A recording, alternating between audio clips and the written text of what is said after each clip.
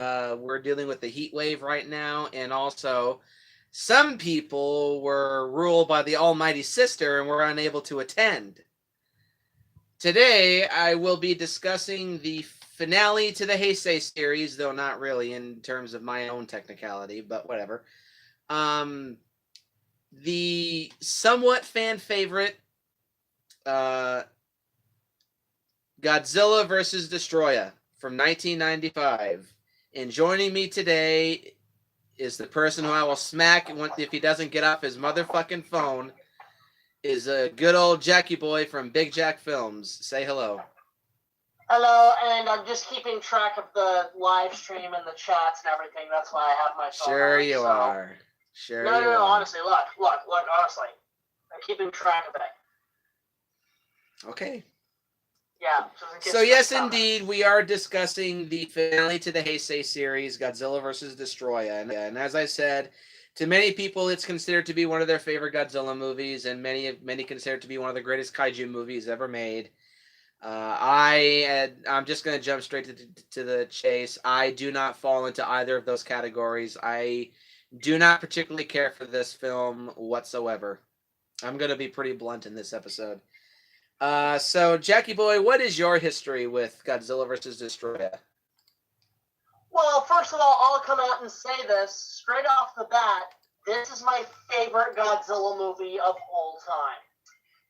It's not necessarily as good as the original and some of the other ones, but the reason I consider it my favorite is that it is almost a perfect closure to the entire franchise. This is the Toy Story 3 of Godzilla movies because... And I know how much you love Toy Story 3. Yeah, it's the Return of the King of Godzilla movies. The Return of the Jedi.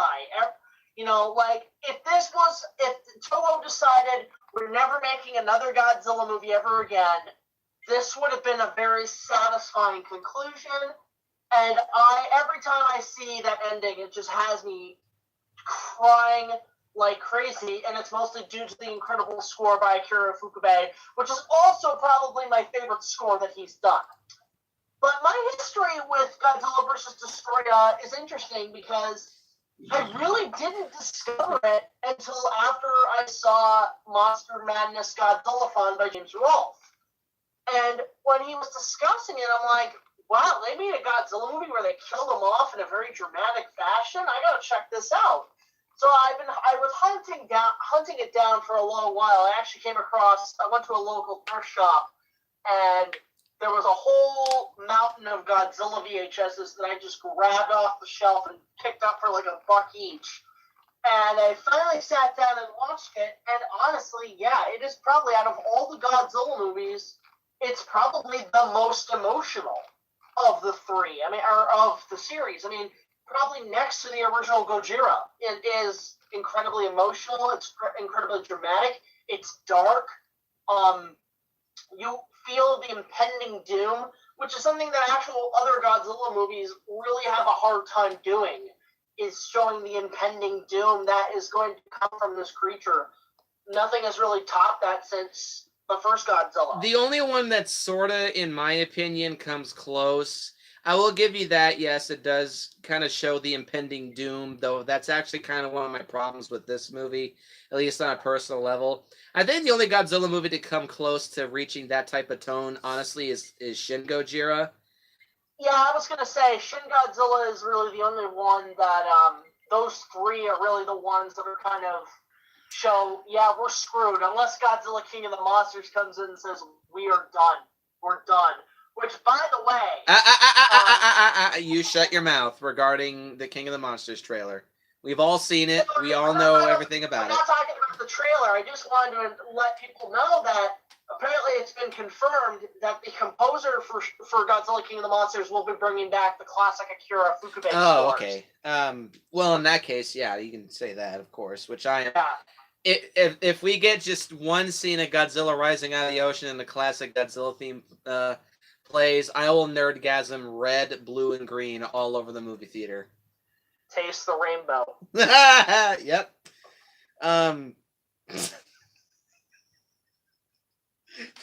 Fuck you. Cream the rainbow. Taste the rainbow. Oh.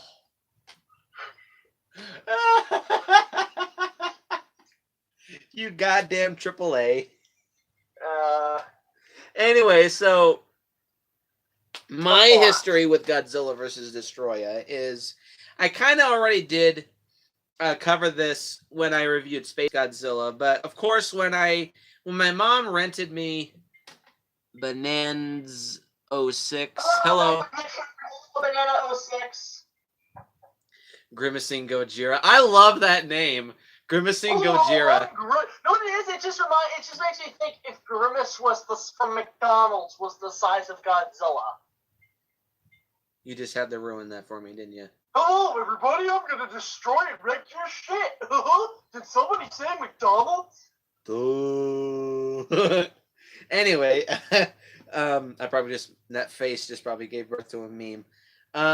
So my history with Godzilla vs. Destroyah, my mom rented the double bill of Space Godzilla. Stop looking at your fucking phone. Space Godzilla. I'm looking at the chat. And Destroyah. And my main focus was Space Godzilla. I really did not just give two shits about Destroyah. I knew what was going to happen. I did not want to see it. I just didn't care. But I finally broke down out of curiosity and I watched Godzilla vs. Destroyah.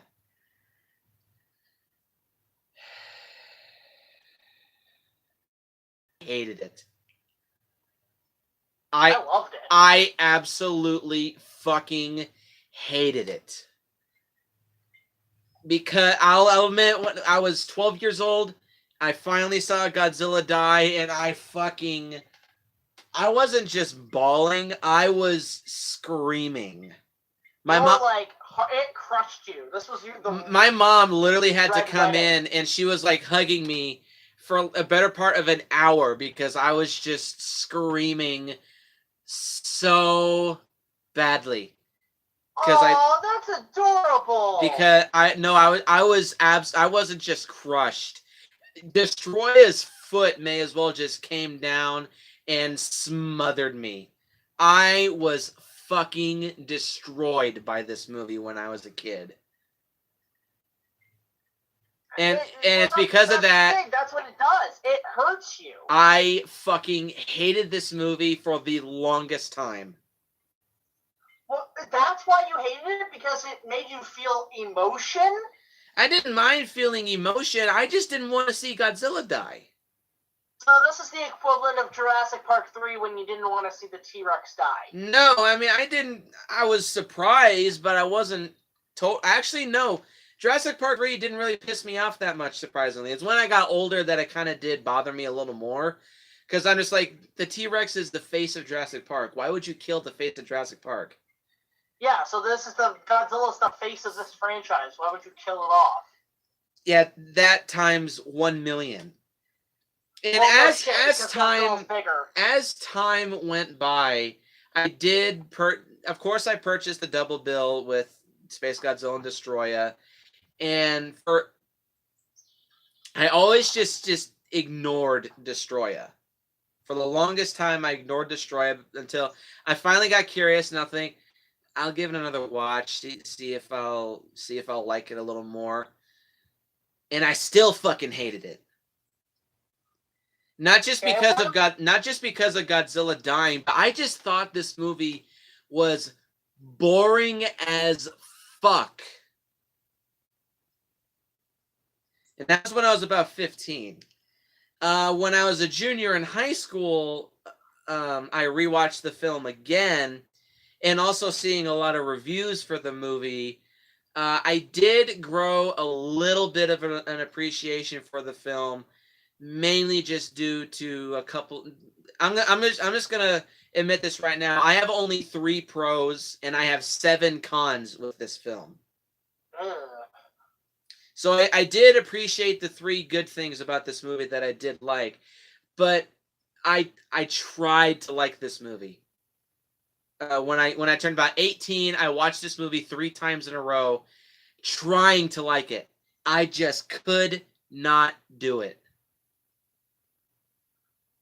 And so I'm just going to be perfectly blunt. This is, it's another one of my favorite, Another one of my least favorite Godzilla movies. I really just do not care for this movie. It's not very rewatchable. See, I think even you. What I am starting to realize, especially with these reviews, is that you're more on the campy side of Godzilla movies. Yes and no. You like Showa more than Heisei. No, I like. Well, technically, the only Millennium film that I dislike is Megaguirus, but that's just because that movie's got a lot of technical problems, and also it's just a massive retcon to the original Gojira. But that's Megaguirus. That's another day. Yeah, it just seems like you're more on the fan base of like the ones that are more lighthearted. And no. I don't mind the Dark Godzilla, but I like the perfect blend of both. I like it to be serious, but I also like them to be action packed. That's like perfect example of that, at least for the Heisei series, is Mechagodzilla 2. Okay, so it's kind of like you're looking for that Marvel feel, where it can be dark, but you can have some action stuff that's made for the kids. No, not made for the kids. Made just made to be action packed. Yeah. Well, if that's it, let's talk about the plot. Well, hang on before I get to that. God damn it! You made me lose my train of thought. Sorry. You were talking about you had 3 pros and 7 cons. No. Aside from that, oh yeah.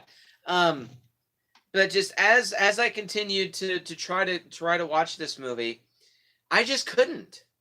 I watched Andres Perez's review, Kaiju Noir, of this movie for his YouTube channel. It did open my eyes quite. This movie isn't a bad film, and I'm not coming out and saying that Destroyah is a bad movie. It's not. On a technical scale, it is a very good film. But just still, personally, I can't stand this movie for the life of me. It's almost neck and neck with King Ghidorah for me. Well, since you're not a fan, why don't we try to figure out why you don't like it by getting into the film? Excuse me. That's good. Alrighty, so it's listening as an atomic breath from that burp. So, the plot to Destroyah, actually, it's a bit of a simple plot for Destroyah, surprisingly. There's just a lot going on in it. It's kind of like Ghidorah Three-Headed Monster. Miki Sugusa of the UNGCC. God, they need to come up with a better name. United Nations. There's always a different government agency in every fucking movie. Like, they always keep changing the name of the government agency that keeps track of these guys. United Nations Godzilla Countermeasures Center travels back to Birth Island to attempt to check on Godzilla and his adopted child, Little Godzilla. Godzilla Jr. However, she shows up to find the entire island destroyed. And Godzilla appears later. I think it's either the next day or like a couple days later. Godzilla appears in Hong Kong, of all places, covered in lava-like, I guess they're referred to as rashes all over his body. And he probably walks into Hong Kong like, mighty Peking man ain't got shit. And goes on a rampage throughout Hong Kong. In the JSDF hires college student Kenichi Yamane, who is the grandson of Dr. Kyohei Yamane. This movie does connect itself massively to the original Gojira, for better or for worse. I really just don't care. To work at the center of the UNGCC in an attempt to unravel why Godzilla is in the current condition that he's in. So wait, this guy is the great or whatever grandson of like the professor dude from the first movie, right? He's the grandson of him, yes. Okay. And Yamane suspects that Godzilla's heart, which is acting as a nuclear reactor, is undergoing a massive nuclear meltdown as a result of Godzilla absorbing all the energy released from a uranium deposit that was on Birth Island that had been triggered by a massive volcanic eruption. And Yamane theorizes that when Godzilla's internal temperature reaches 1200 degrees Celsius, he will explode with a force, to quote the film, an explosion that is 1,000 times greater than all nuclear weapons put together, a burst of power unseen since time began, which I do like that line. So it's a big... I just consider basically it'll not... Because some people have said, oh, it's going to destroy the entire universe. I wouldn't say that. I'd say more, if anything, it's like Dragon Ball, like the entire planet will blow up. This explosion will be hot enough to ignite the Earth's atmosphere and reduce the entire planet's surface to ash. Essentially, it's the Q-bomb from Beneath the Planet of the Apes. See, that I can agree with. I wouldn't say it destroys all our other planets and shit. I think that was just a case of James Rolfe exaggerating. Yeah, pretty fucking extreme. So the JSDF deploys a flying combat vehicle outfitted with anti-nuclear cold weapons, which is referred to as the Super X-3. This is my favorite of the Super X's. In an effort... That sounds like a weapon that Mr. Freeze would use. Shut up. Stay cool, bird, Godzilla. This night, Godzilla freeze is over. Ah, chill, cold freeze. Allah. So the Super X-3 is deployed in an effort to try to reverse Godzilla's self-destruction, or at least keep his temperature in check, which I'll admit that is a smart decision. Fight fire with cold, of course. Well, what they should do is just make a pill that Godzilla can swallow, or something. Or I was thinking something they use like fucking what do you call it? That dry ice. What is it made out of? Ice.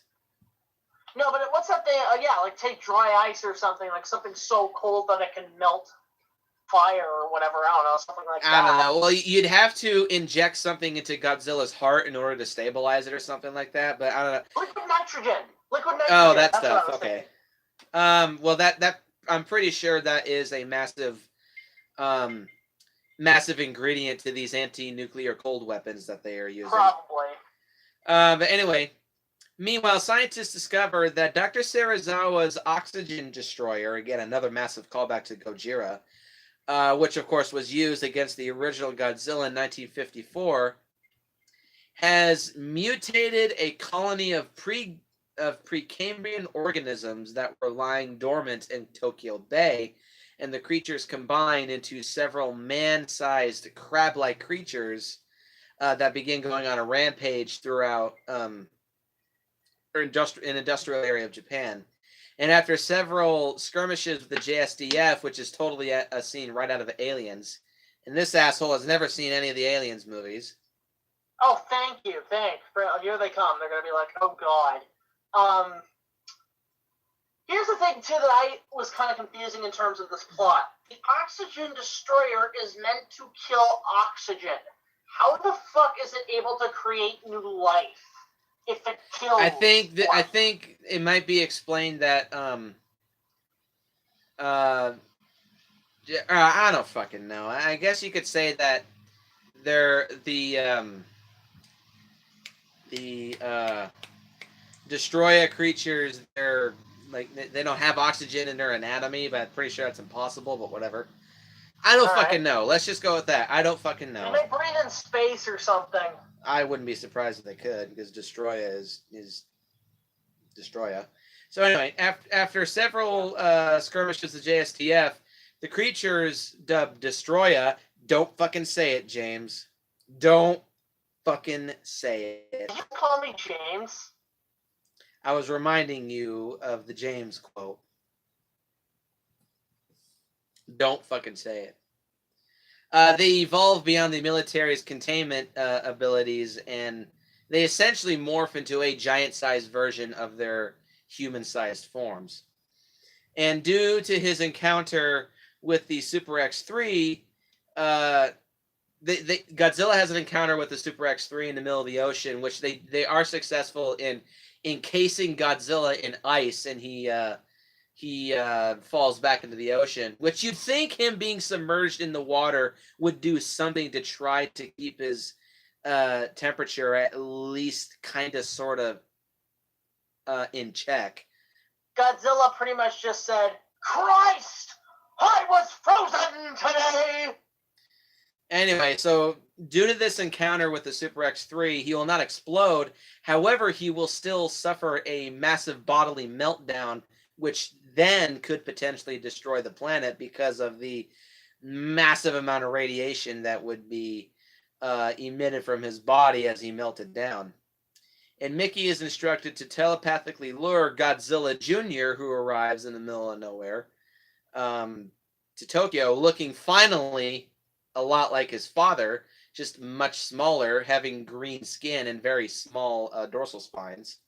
He looks like a Godzillasaurus, essentially. Yeah. Well, not really. He looks like a smaller, greener version of Godzilla from Mechagodzilla 2. He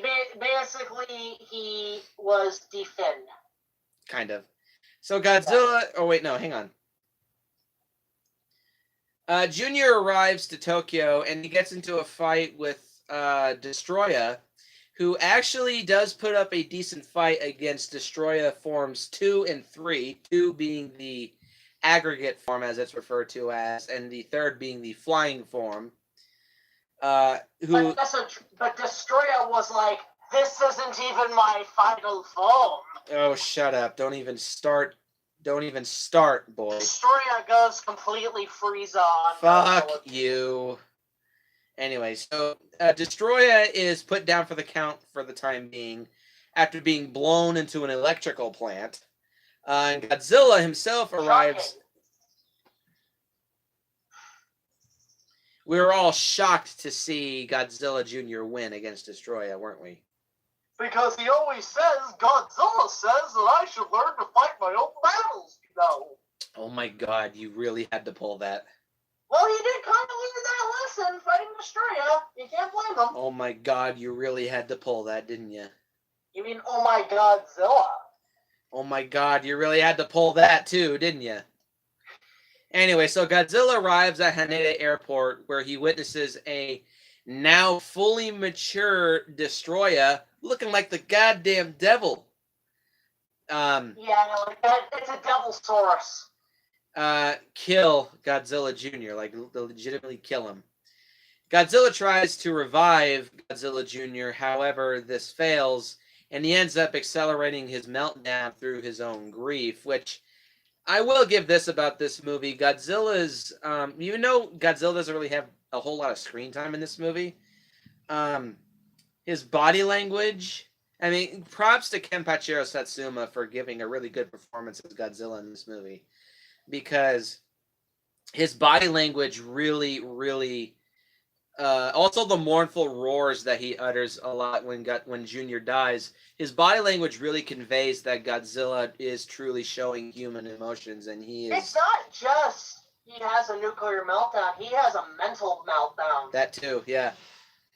So anyway, Destroyah reappears, and Godzilla ends up seriously injuring Destroyah in the process of the ensuing battle. And Destroyah tries to retreat, but the JSDF shoots it down with a number of their freezing weapons that were designed to work against Godzilla. However, Destroyah has a weakness to both intense heat and intense cold, and it dies upon touching the ground superheated by Godzilla. So it's kind of like a battle of temperatures, and Destroyah just can't do it. See, they should have just, like, conserved their power and just fucking brought in the military to take down Destroyah, like, finish him off. So Godzilla begins to die from his own meltdown. However, the JSDF are able to minimize the damage by just bombarding Godzilla with freezer missiles and freezer beams. And, of course, while successful in preventing Earth's destruction, they are unable to prevent the massive nuclear fallout from rendering Tokyo into a complete fucking ghost town. However, the radiation levels plummet, and a familiar roar is heard as the JSDF sees that Godzilla Jr., having absorbed the energy from his father's death, has not only regenerated but grown into an adult form, leaving the Heisei series on a bullshit cock tease cliffhanger. Well, I like to kind of think that Godzilla 2000 was the same, was Godzilla Jr. except evolved. No, I like it to can't. think that. It can't, because 2000 Godzilla is 55 meters in height, whereas Heisei Godzilla is 100 meters in height. Kind of shrunken down. No, it's not the same. I mean, for a while I like to think that too, but it's not. It just doesn't make sense. Yeah. And meanwhile in New York City, there's another fucking monster going around that people assume is Godzilla. So, what do I think of this plot? Well, on a technical scale, it is a good finale to the series, but in my eyes, it is not a good finale to the series. I personally, I mean, I'll admit, yes, it has problems. Yes, it has a lot of plot holes. But, I mean, I think story-wise, Hang on, Dak. Yes, KPF, it is Vanilla Coke. I am not sponsored by Vanilla Coke. I just happen to have it on hand. Where the fuck's the Dr. Pepper? That's what I want to know. Well, I would be drinking Dr. Pepper if I was reviewing Godzilla 1985, but I'm not reviewing Godzilla 1985, boy. Here's the thing. I mean, I personally, I get it. This movie has plot holes, but I do like it as a finale. I'll just go through quickly my pros on the film. Technically, this film looks fucking amazing, epic as hell. Like, on a technical level, like, the effects on this movie are fantastic. Honestly, some of the best in the series, in my eyes. Like, I love the special effects in this film. I felt like Godzilla, like, seeing him from low angles, especially the attack on Hong Kong, looked fucking amazing. I just felt like, yeah, they literally went all out with this finale, and it really shows. From my perspective, this probably has Akira Ifukube's best work since the original film. I love the score of this movie. Especially the end piece, which sounds like a mix of a very Heavenly Choir meets The Godfather meets Godzilla. It has that very kind of real emotional attachment to it. And I love that as well. I could do without the human characters, like all these fucking movies do. I think... well, let's stick with the pros for now. But yeah, I think technically the effects are great and the score is magnificent. I love the score to this film. And that's actually funny, I was going through Godzilla scores today on YouTube, and this is great. I just want to make this a little side thing. Turns out there was a re-recording of the original Gojira soundtrack by a composer I really like named Karo Wanda, who actually was an apprentice to Akira Ifukube, but is also known for creating the score to one of my favorite series, Inuyasha. Which, now thinking about that, listening to those scores back to back, you could see a lot of the Godzilla Akira Ifukube influence in the score. So I would love to see Karo Wanda actually compose a Godzilla score. I think that'd be really good for a new movie. That would be amazing. And given he's the apprentice to Akira Ifukube, that would be fantastic. We'll bring him on for the third anime Godzilla movie. Hell, you know what? Have you, very quickly, well, before we get to the rest of the movie, have you ever seen Akira? That movie's garbage. Okay, I know it's the plot's wrong, but the score in that, I would love to see re-put into a Godzilla movie. Yeah. But anyway, so yeah, the pros. You got some pros, you go for it. Alrighty, yes, I do indeed have some pros. I have 3. Only 3. So pro number 1 is, yes, the music score for this movie is quite good. I do not rank it as one of the best Akira Ifukube scores. I'm sorry, I just do not. Nothing, aside from Requiem, and also the beginning theme where Godzilla's rampaging through Hong Kong. Destruction.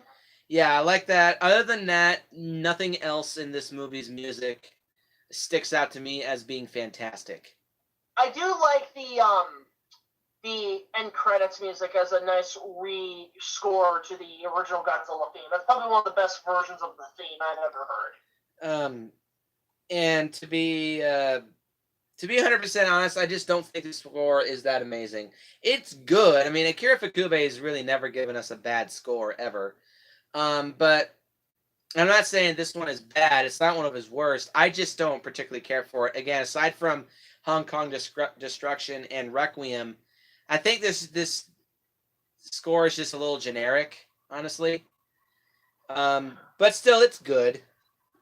Really, like for me, the top three scores that Ifukube are my personal favorites: original Godzilla, Destroyah, and King Kong versus Godzilla. Those are to me the top. Anyway, so pro number 2 is that the special effects, for the most part, are very good in this movie. The suits. Okay, first off, the Godzilla suit in this movie.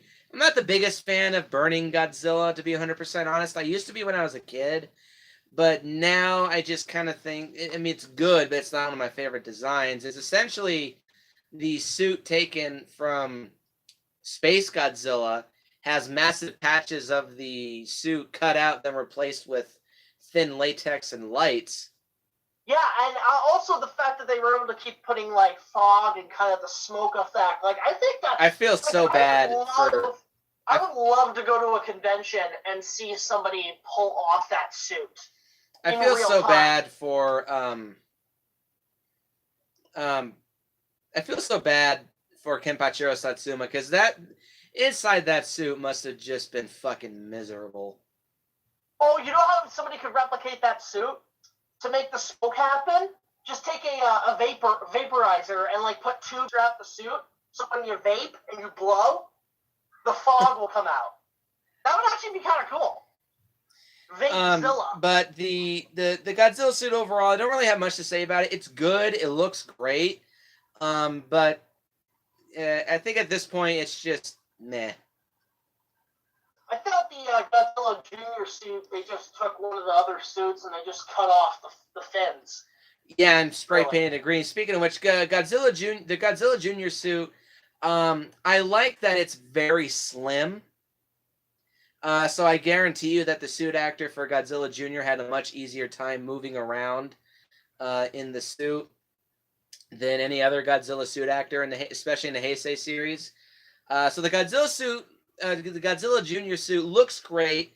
The animatronics for Junior's face look great. I like the green tone of his skin. It definitely is a very vibrant green. You bring up somebody slim to be in the costume, and this is something I've actually been curious about. I mean, you don't see it often. Have there ever been any female kaiju suit actors? To my knowledge, 2. Gauss from Gamera Guardian of the Universe was played by a woman, and also this is a rumor. I'm not sure if this is true or not, but Baragon from GMK was also played by a woman. I don't know if that's true or not, but that's what I've heard. Well, that's the thing, because like when I was like very quickly, I mean, I watched King Kong Lives, and I used to think Lady Kong was a woman. No, it turned out to be a man in that suit. Well, a lot of Asian dudes are pretty damn skinny, so it wouldn't be. Also, Rodan and Minya in Final Wars were played by females. Oh, okay, that's cool. Yeah, like I like how there's actually. I just learned that myself. I just like how guys aren't just the only people who can be in these suits. Like, women can actually pull it off pretty well as well. So, props. Anyway. And also, the last suit I want to talk about is the Destroyah suit, specifically Final Form Destroyah. Whoa. Whoever designed Destroyah must have been allowed to just go to town, because Destroyah looks great. Keyword is like a mix of Godzilla, keyword, devil, an elephant. Keyword is looks great.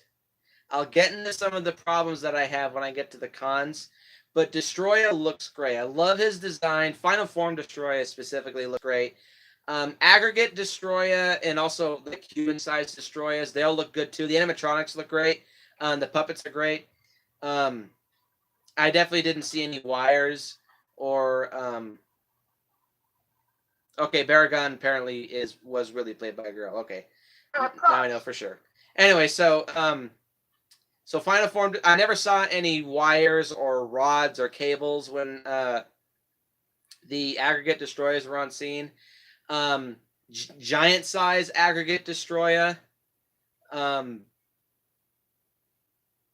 I would have much rather have seen Godzilla versus Ghost Godzilla. I think that would have been What the fuck was that about? That would have been a much better finale. Essentially, it would have been current Godzilla versus the reincarnated corpse of the original Godzilla. That would have been a much better finale, in my opinion. Would it have been a skeleton or would it have been a full-fleshed Godzilla? I think it would have been like a bit of a zombie Godzilla. So like Shin Godzilla, kind of. Kind of, but prototype Shin Gojira. I think that would have been a much better movie, in my opinion. But whatever. I never. God damn it! Keep interrupting me. Stop. Not you, Jack. People in the goddamn comments. No worries. Stop interrupting me, please. Oh yeah, kaiju size aggregate destroyer looks great. The wires for all his various appendages look great. I never really see any of the wires moving about the appendages on aggregate destroyer. Those all look great. And the animatronics for the head and the legs are well done too. My only two issues with here's my issues with the special effects. I was going to say this earlier. Is one, there's that one scene where Burning Godzilla is walking onto the scene and you see Godzilla Jr. and it's clearly like a robot toy of Godzilla Jr. It looks really awkward. Yeah, and it not look too good. Definitely really sticks out like a sore thumb. It looked like Mecha Godzilla Jr. Kind of. It moved very herky-jerky and it just did not look very good. There's a couple blue screen effects in the movie that are a little shaky, but also another both flying and also Final Form Destroyah suffer the absolute worst of Koichi Kawakida's flaws with flying kaiju. Their wings don't move at all. It just looks like Destroyah is gliding throughout the air using anti-gravity. Same goes for flying Destroyah. They just float around. Their wings don't move whatsoever. It really does not give the illusion of kaiju's flying. They all float down here. Oh, and another really bad special effect I feel is when Destroyah is flying, when he grabs Godzilla Jr. It jump cuts to. It looks like a toy of Junior being held by Destroyah when he's in flight. That's another really bad special effect, in my opinion. But overall, the effects are good. Destroyah looks great. All the suits in this movie look great. So now the cons. How many cons do you have for this film? The only one I really can kind of agree with you is that there are parts of this movie that are boring, I will admit. Like, I will admit the plot, like the dialogue with the humans drags. I wish there was more Godzilla. And, really that's about it. Really, I can't really think of anything, like, that's really bad in my eyes. I mean, really, let's be honest. All the Godzilla movies are flawed.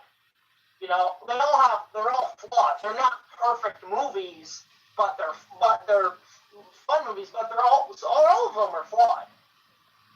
All movies in existence are flawed. Yeah, there is no perfect movie. As much as many people, like people who hail Citizen Kane as being the most flawless movie ever made, it's not. Yeah. But anyway, so I guess I'll move on to my cons. As I said, I have 7. And actually, I'm going to add an 8th to that list, too.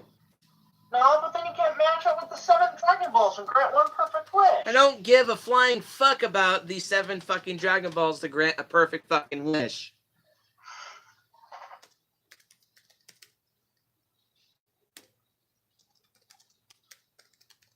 Anyway, so con number one, I think the monster battles in this movie are actually pretty fucking piss poor. Okay. Because Koichi Kawakita was so focused on appearances for the kaijus in this movie, the suits are very fucking bulky. Specifically, they feel like the actor can barely move in them. Specifically, Final Form Destroyah. Like when Godzilla and Final Form Destroyah are going at it, it suffers from Gamera 3 syndrome. Whereas it just involves the suit actors just kind of awkwardly pushing against each other and throwing the occasional really slow punch. It's really awkward. It's very poorly executed. And the only monster fight in this movie I think that's somewhat competent is Junior versus Aggregate Destroyer, because the suits are no, or one is the suit and the other is animatronic. So that one isn't bad. I mean, it's still a bit stiff in some areas, mostly because one is an animatronic.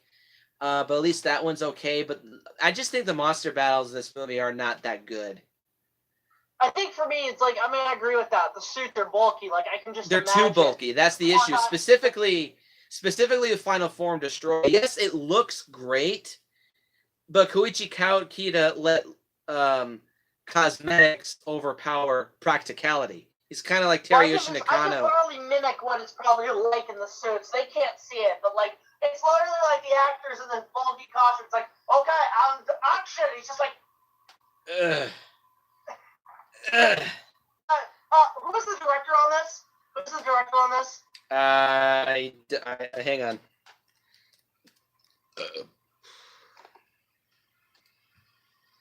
I think it was Takao Okawara. What? Yeah, it was Takao Okawara. So Okawara's like action, and the actor in Destroyah is just like. It's like, Okawara! I can't fucking move in this thing! I can't fucking move! It's like, what? Oh, keep rolling! I can't fucking move! Anyway, yeah.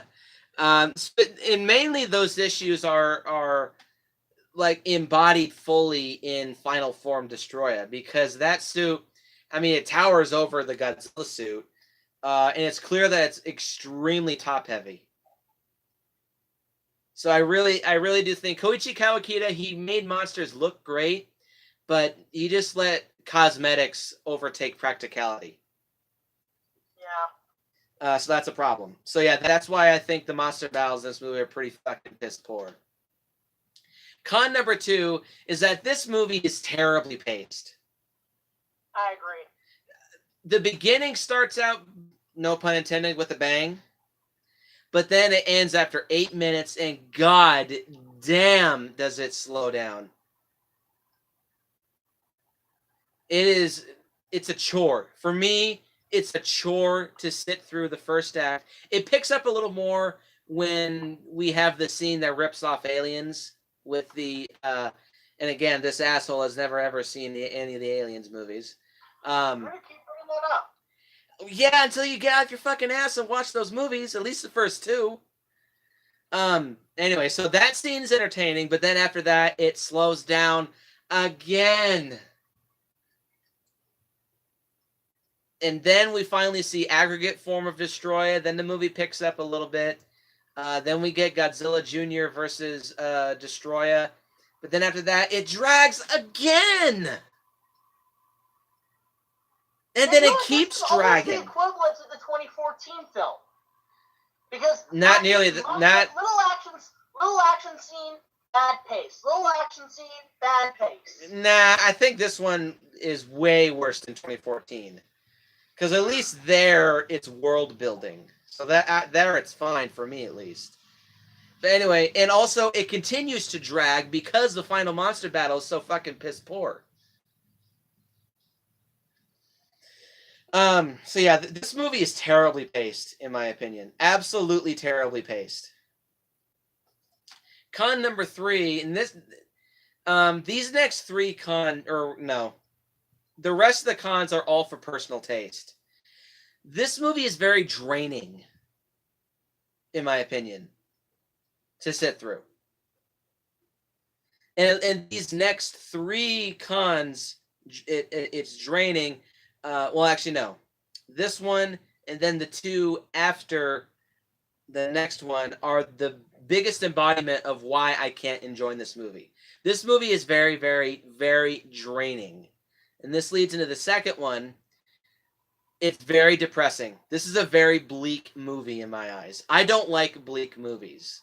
There's a couple exceptions. Well, isn't that what the thing is? The thing is, the original Gojira was bleak. The original Godzilla was a bleak film. That's an exception because it was made to be bleak. Because it was an allegory against nuclear weapons. And there it's fine. But because this is the finale, see, it almost feels like Toho was saying, we're going to do the last movie, but we're also going to make it on par with the original Gojira in terms of tone and in terms of storytelling. And honestly, I don't mind that. I do. I really don't like the bleak tone. I don't like watching bleak movies. Especially like, okay, another example, I brought this up earlier, was Beneath the Planet of the Apes. That movie has a very bleak ending. And I don't like watching movies where specifically the title character of the movie dies in the end. Movies like that aren't very rewatchable. Because you know what? Man of Steel was bleak, and that was really inappropriate for a film like that. I didn't think Man of Steel was bleak whatsoever, but that's just me. It was totally bleak. And it was completely inappropriate. And also, to name a more recent movie that I'm going to have to sit through again, I just bought this today, Rogue One, A Star Wars Story, has a pretty bleak ending. And that's why this movie, for me at least, isn't very rewatchable. Because you get attached to these characters, but then you know, oh yeah, all these people die. So then you just feel... it's all worth it for Darth Vader. It's all worth it for No, not just for Rogue One, but movies that end with all the characters dying, I just feel like I wasted my time. Like, so, a.k.a. every horror movie ever made? Not every horror movie ever made. A lot of horror movies made nowadays, yes. Unfriended. Well, the characters there were all miserable people, so it doesn't really matter. So yeah, I don't like the bleak, somber, depressing tone of this movie. It makes it very difficult for me to sit through. Under what conditions do you usually tolerate a main character dying? Never. Yeah, I'll answer this, Justin Tang. It depends, but the worst way to do it is if you make them play Jesus. I'm so fucking sick of that cliche. Yeah, that's a pretty bad one. Like, at least Godzilla, when he dies in this movie... here's an example. Hold up. At least when he dies, he doesn't go out like a fucking Jesus archetype. Like, Batman and Dark Knight Rises being Bat Jesus is fucking stupid. And also Superman being Jesus in Superman Returns. Well, the difference is he didn't die, though. And he wasn't... Well, he was Jesus in Man of Steel. He was holding his arms like, look at me, I'm fucking Jesus. Nah, I definitely thought he was more interpreted as Jesus in or like the second Returns. Of Jesus, if anything. And KPF, real quick, I love that, of course, I had Godzilla's Roar planned, just to tell him that, yeah, I will admit, KPF, it is probably one of the most beautiful trailers, or one of the prettiest trailers I've ever seen. Just that shot of Mothra, I'm sold.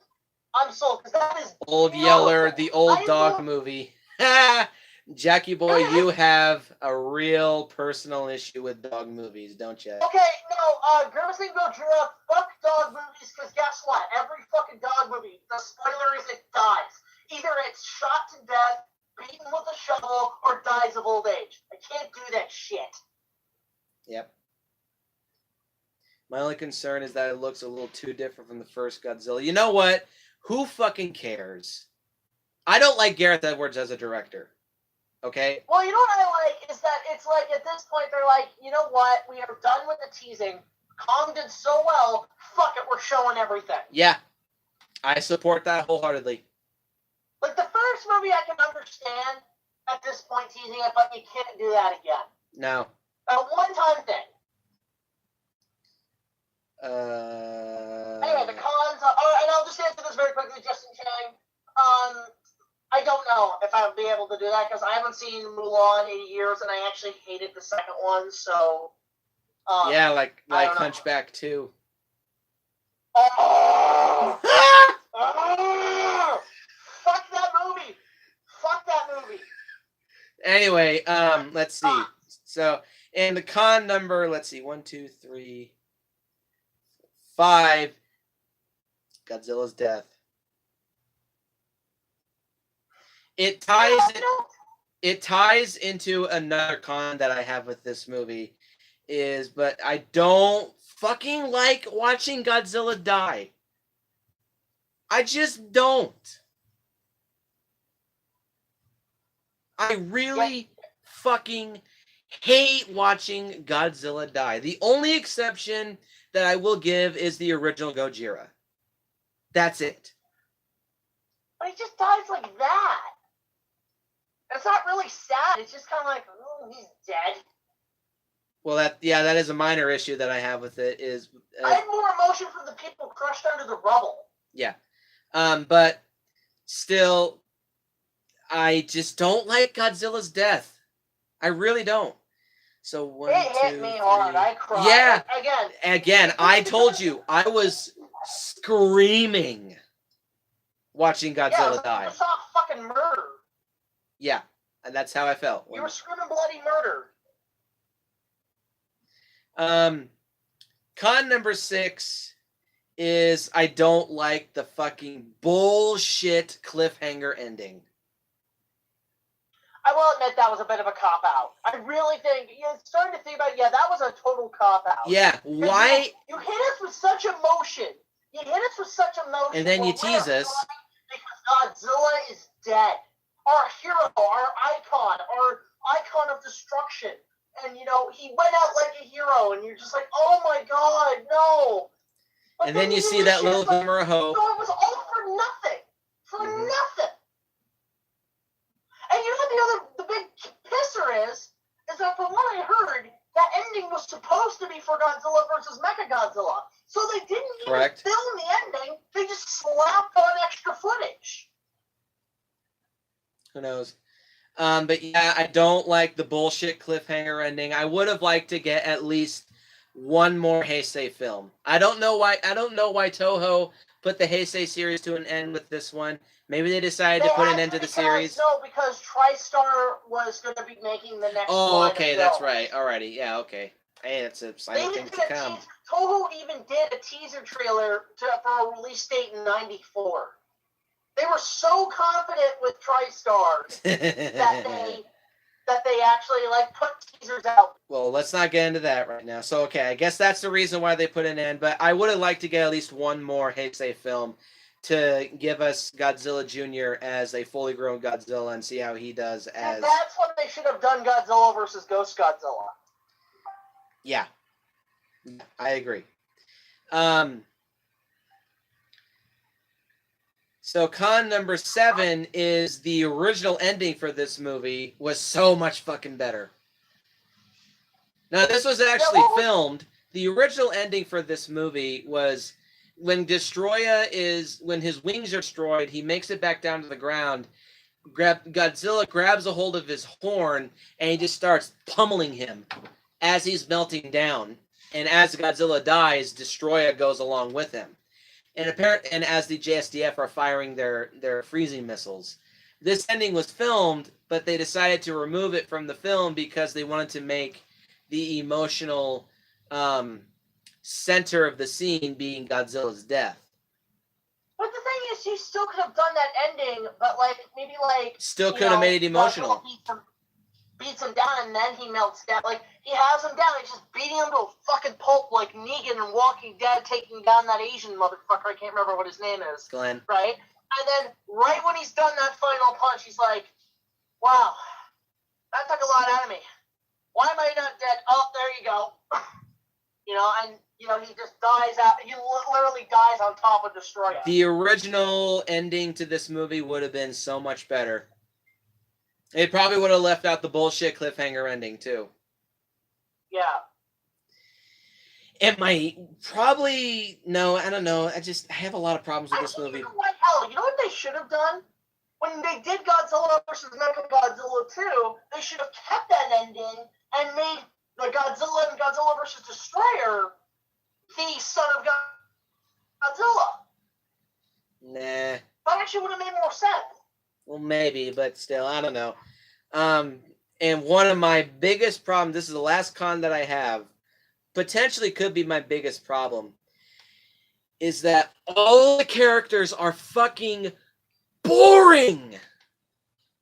Yeah, I don't give a shit about the characters. I don't give a flying fuck about any of the human cast in this movie. They're all boring as fuck.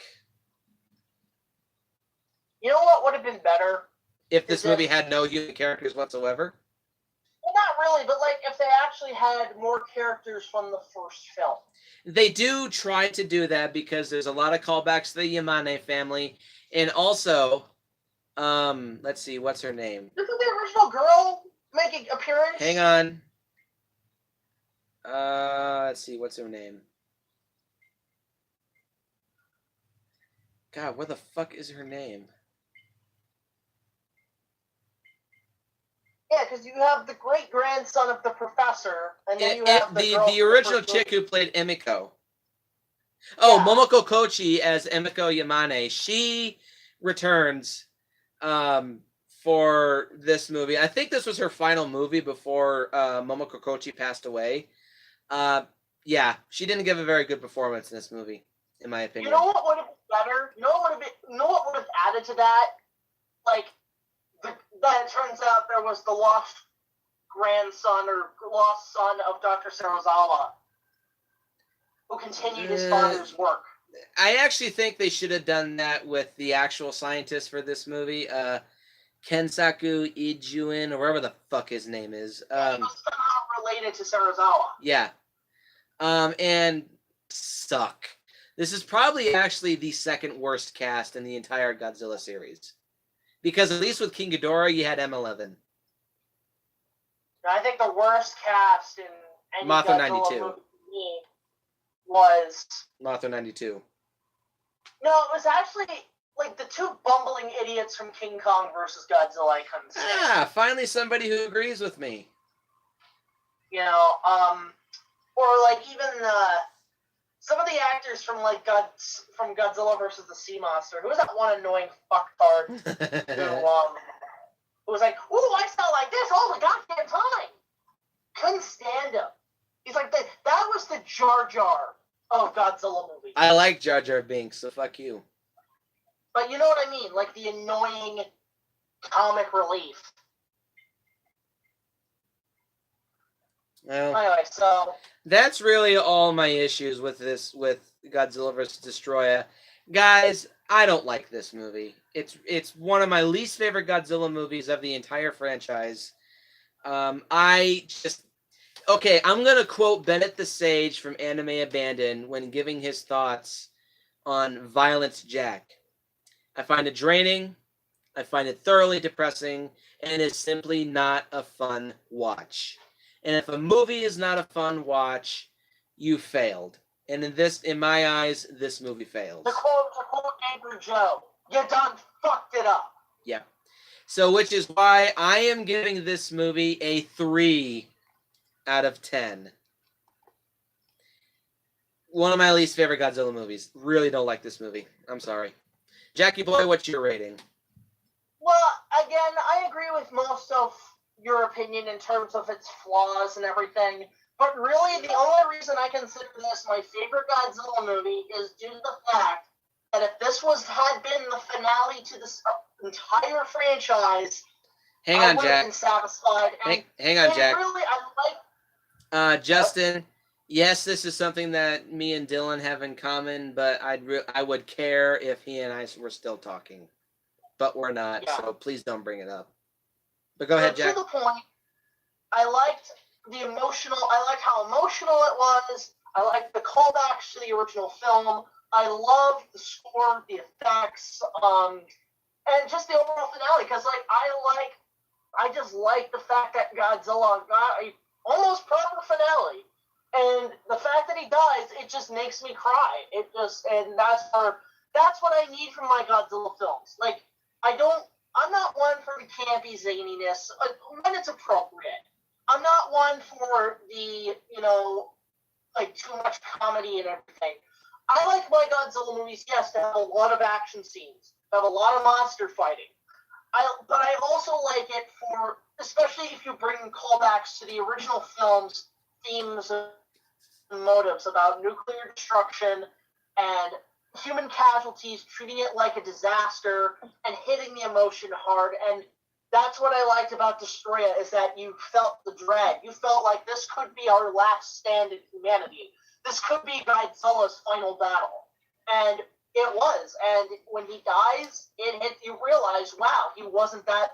It's like King Kong. He's not, he was a human-made monster, but he still had emotions like we all do. He still had fucking feelings. And when he dies, you see he's in pain, and you're just like, you start to realize, wow, we were fighting him the whole time, but he had a heart as well. So, I agree. Again, I do agree.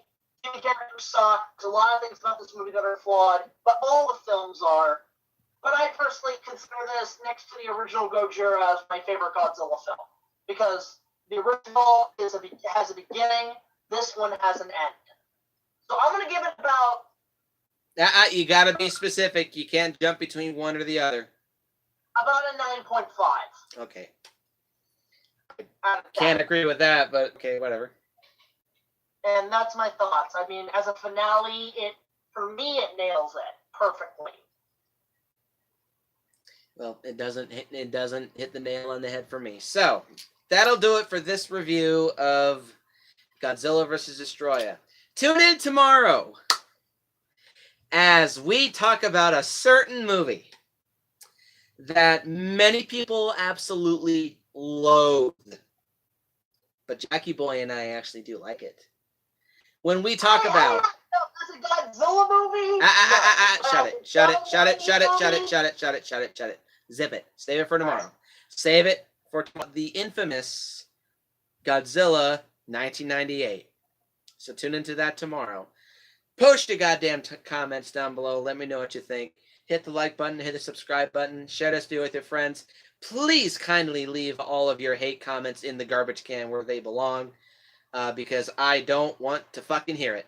I really don't want to fucking hear you people calling me an asshole because I don't like this movie. I don't want to hear it. And look forward to tomorrow's video. Jack, you have anything to pimp out? Look on your face. I have one thing to say, but I wanted to save it for the end. Oh God, no. I'm sorry. No.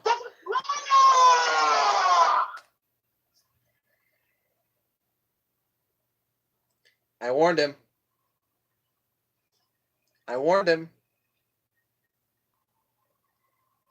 I'm still here.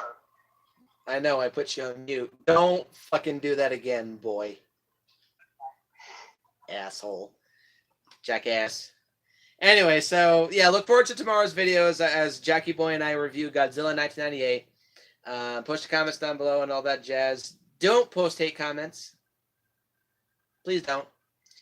And as always, go out and somehow create a formula that'll bring to life oxygen-consuming things and watch your childhood character get destroyed and your dreams and hopes and love for film. I will see you in the next video.